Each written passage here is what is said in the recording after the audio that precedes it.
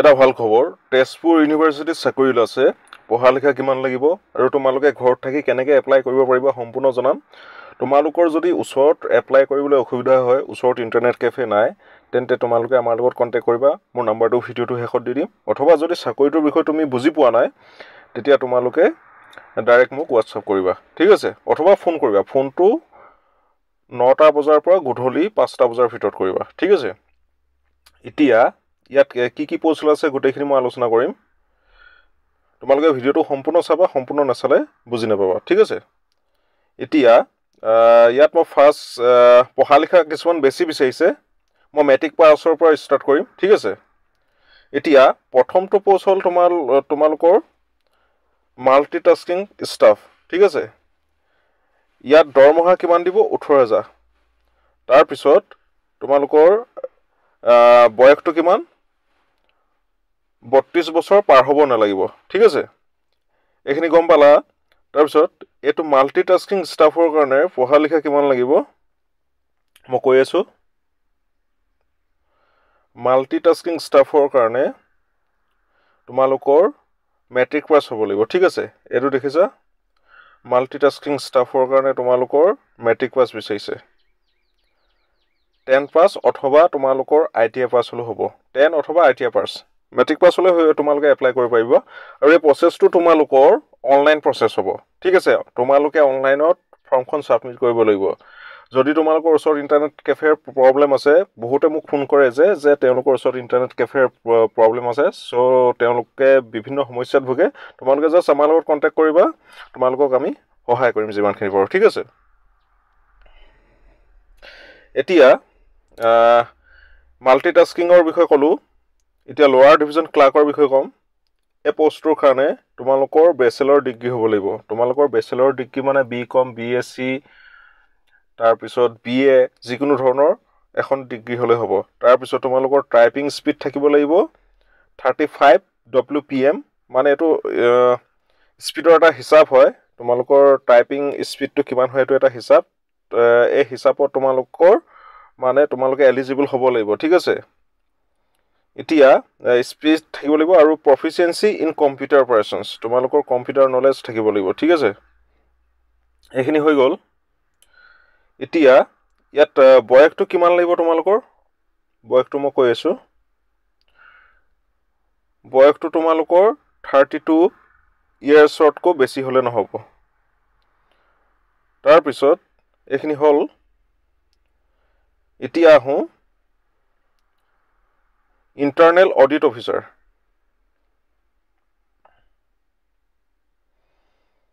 তোমালোকে ভিডিওটো সম্পূৰ্ণ চাবা সম্পূৰ্ণ নাচালে বুজি নাপাবা এতিয়া এটো তোমালোকৰ আপাৰ ডিভিজন ক্লাৰ্ক এটো চাকৰিৰ কাৰণে তোমালোকৰ বেচেলৰ ডিগ্ৰী লাগিব 2 বছৰ এক্সপেৰিয়েন্স লাগিব আৰু টাইপিং স্পিড থাকিব লাগিব এটো স্পিডত থাকিব লাগিব 35 WPM ঠিক আছে এখিনি হল ইয়াৰ কাৰণে তোমালোকৰ কি লাগিব বয়সটো কিমান হ'ব লাগিব বয়সটো তোমালোকৰ 32 বছৰতকৈ তোমালোকৰ মানে বয়সটো পাৰ হ'ব নালাগিব এতিয়া জুনিয়ৰ একাউন্টেন্ট এটো পোষ্টৰ কাৰণে কি লাগিব তোমালোকৰ বেচেলৰ ডিগ্ৰী লাগিব তাৰ পিছত 2 বছৰ এক্সপেৰিয়েন্স লাগিব ইয়াৰ উপৰিও তোমালোকৰ টাইপিং স্পিড থাকিব লাগিব বয়সটো কিমান বয়সটো মই চাই দিও বয়সটো তোমালোকৰ 32 বছৰতকৈ বেছি হলে নহব এতিয়া জুনকিটা চাকৰি কলো তোমালোকৰ জুনিয়ৰ জুনিয়ৰ একাউন্টেন্ট 25500 টকা দৰমহা তাৰ পিছত আপাৰ ডিভিজন ক্লাৰ্ক এটো 25500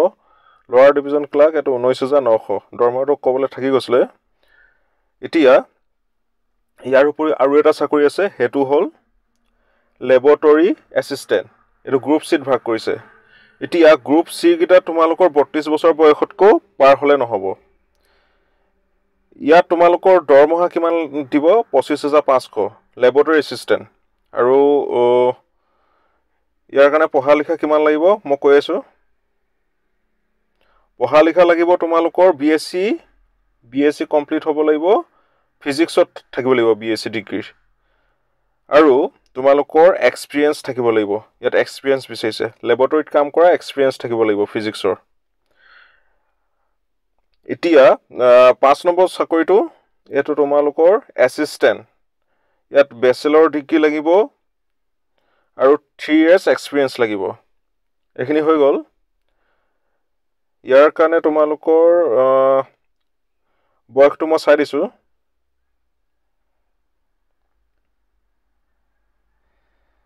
বয়সটো তোমালোকৰ 35 বছৰতকৈ বেছি হলে নহব এটো গ্ৰুপ বি ত ভাগ কৈছে ইয়াৰ পাছত তোমালোকৰ আহিলে 4 নম্বৰ চাকৰি কি এসিস্ট্যান্ট ৰেজিষ্ট্ৰাৰ ইয়াৰ দৰমহা 56100 আৰু 40 বছৰতকৈ বেছি হলে নহব পঢ়া লিখা কিমান লাগিব পঢ়া লিখা মই কৈ আছো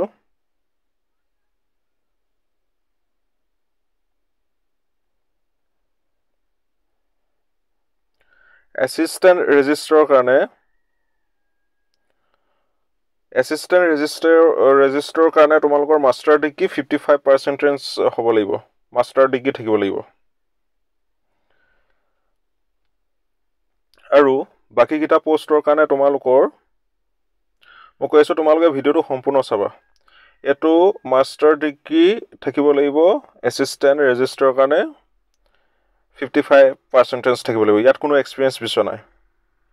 আৰু ইয়াৰ বয়সৰ সীমা কিমান মই কৈ আছো তোমালোকক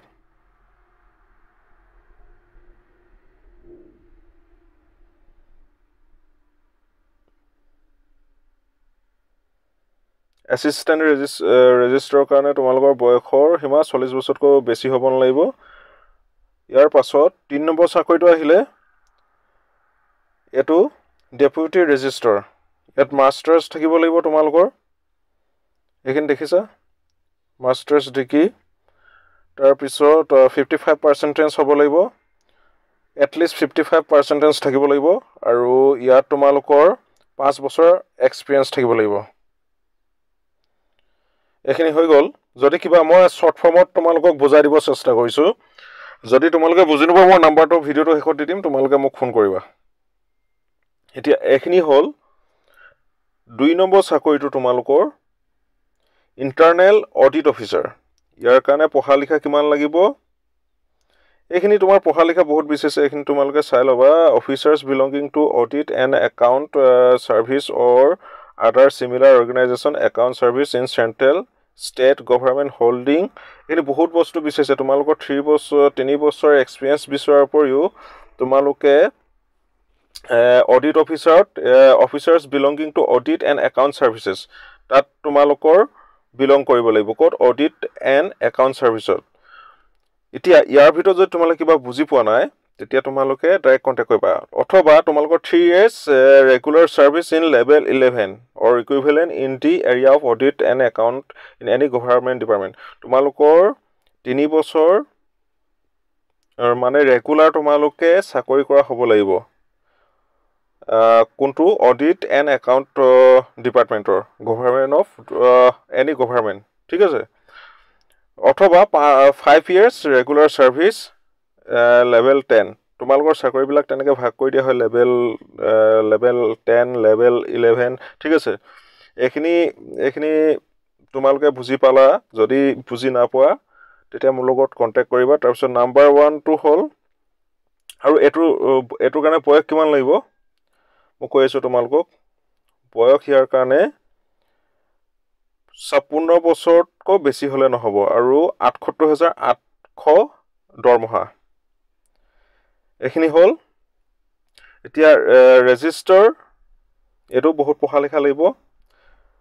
এটো তোমালোকৰ masters degree at least 15 years experience বিচাৰিছে